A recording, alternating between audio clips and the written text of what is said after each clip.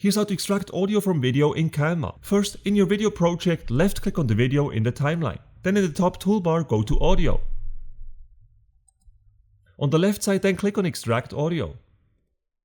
The audio track will then be extracted from the video, and you will see it here appearing below the video track in the timeline. Now, there's a little issue right here because it seems that the audio track is only beginning here in the middle of the video. However, that shouldn't be the case because actually the audio should start at the very beginning of the video track. So if that happens with you as well, you can simply left click and hold on the audio track and then move it to the left to fix the position. Now let's listen to the video for a second.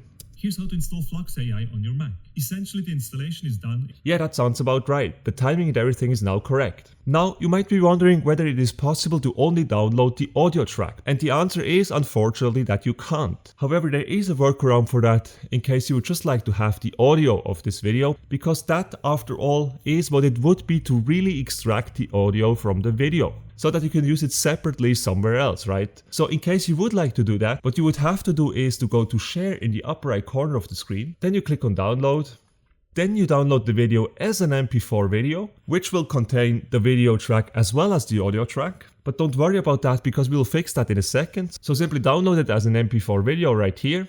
Then go to this website right here, bytable.com/tool/extract-audio-from-video. You will find the link to this website in the description of this video, so please don't worry. Then right here, make sure to upload your video by clicking on Upload Video. Then select the video on your computer, click on Open.